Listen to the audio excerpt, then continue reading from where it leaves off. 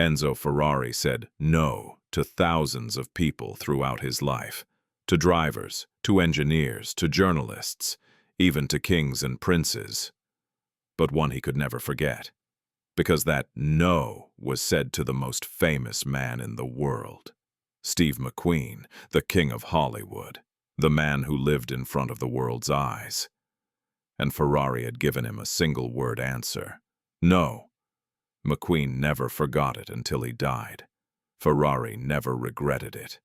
This is the story of what a principle can cost. 1970, early period. Steve McQueen was the biggest movie star in the world at that time. Bullitt, The Great Escape, The Getaway. Everyone knew him, everyone wanted him. But McQueen had a secret. When the camera turned off, he became a different man, a racer. Motorcycles, cars, speed, real races, real risks.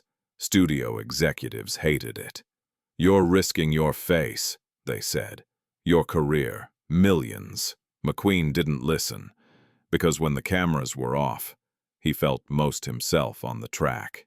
And in the 1970s, he had a dream: to race for Ferrari. Not just drive a Ferrari, to be on the Ferrari team. Official driver. The prancing horse on his chest. The opportunity came. Le Mans filming. Ferrari cars were being used in the film. Representatives were on set. McQueen spoke directly. "I want to race for Ferrari, factory driver." The representatives listened. "I'm fast," McQueen said. "I've proven it. I can drive at this level, and I bring you something no driver can bring." "What's that?" "The biggest audience in the world. Every race I enter becomes a headline. Ferrari on every magazine cover. Everywhere." It wasn't a lie. If Steve McQueen had raced for Ferrari, it would have been the biggest sports story of the decade. Mass publicity, global attention, the kind of marketing money can't buy. The representatives said they would talk to Maranello. McQueen waited. The answer came within days. Not from representatives, directly from Ferrari. Short message, clear. No. McQueen was shocked, not angry, stunned. Why? The answer was even shorter. Ferrari races drivers, not actors. McQueen tried a different angle. "I'll do it for free, no salary, I'll cover my own expenses." "No. I'll bring sponsors, funding, whatever Ferrari needs." "No. Let me prove myself. One test, one race. If I'm not fast enough, I'll walk away." "No." Every request met the same wall. Enzo Ferrari had decided. And when Enzo Ferrari decided something, it didn't change. Why? It wasn't personal. Ferrari didn't hate Steve McQueen, didn't think he was a bad driver, didn't doubt his talent. It was principle. Enzo Ferrari had built his brand on one foundation: purity. Ferrari didn't make cars for celebrities, didn't chase headlines, didn't mix Hollywood with Maranello. Ferrari made racing machines. For racers. The drivers who wore the prancing horse earned it.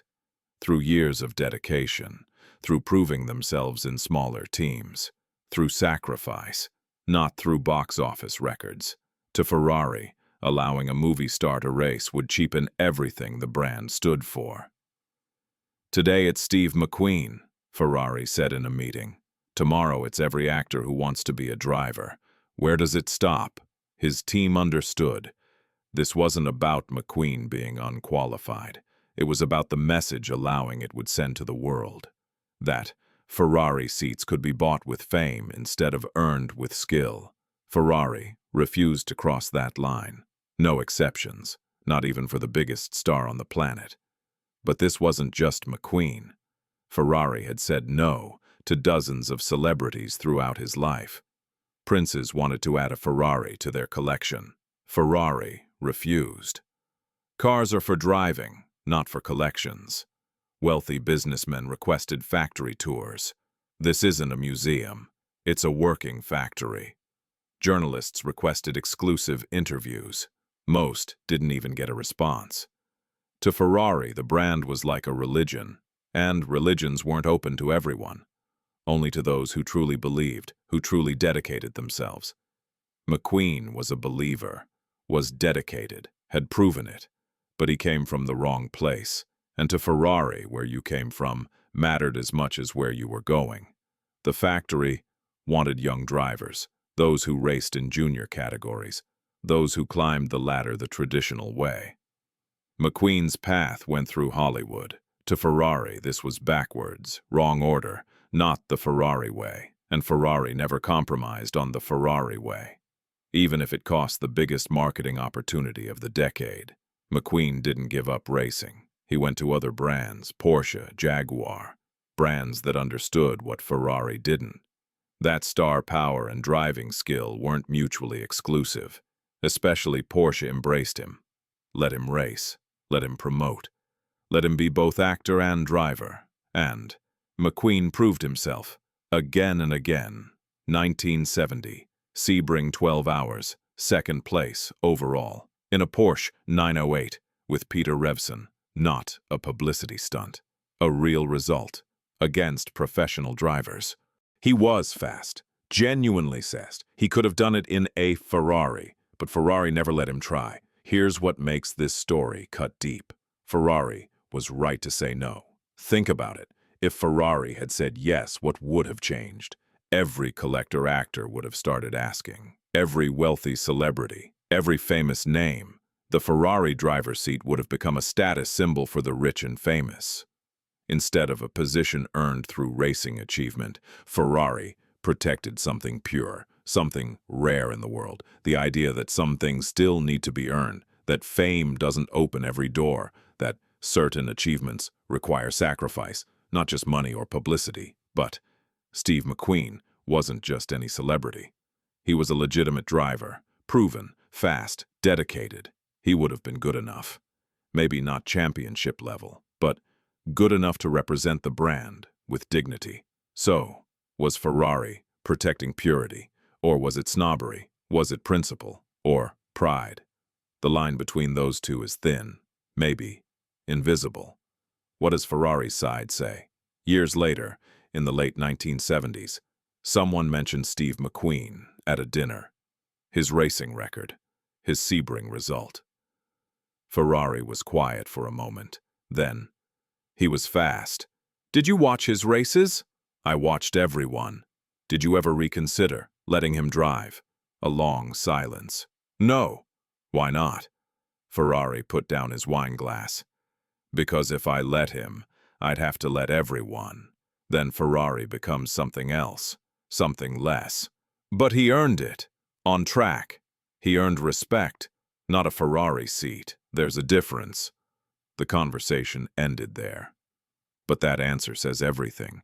Ferrari acknowledged McQueen's talent, his dedication, his results, but still said no.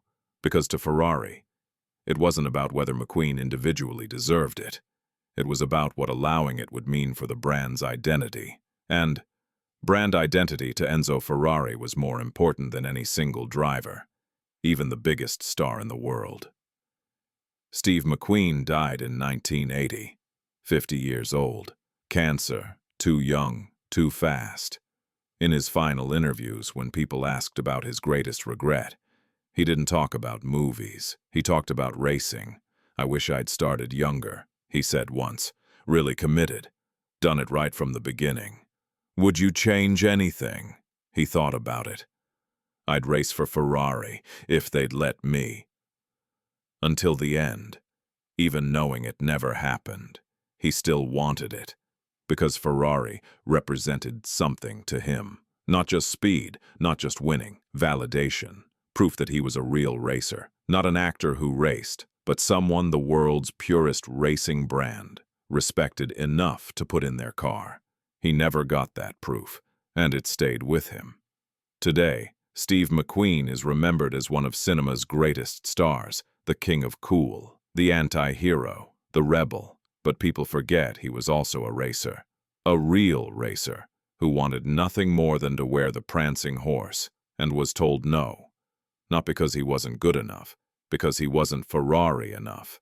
Ferrari kept their purity, their standards, their way, and lost the chance to have the world's biggest movie star race for them. Was it worth it? Ferrari thinks so.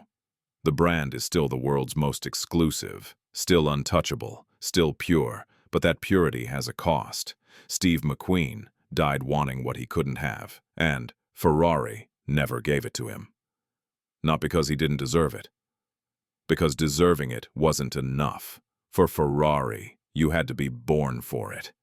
And Steve McQueen was born for the camera first. That was his crime.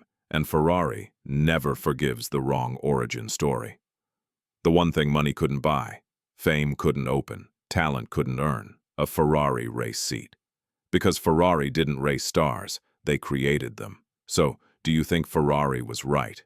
Or did Steve McQueen truly deserve a chance? Was principle more important, or was it talent? The answer is yours.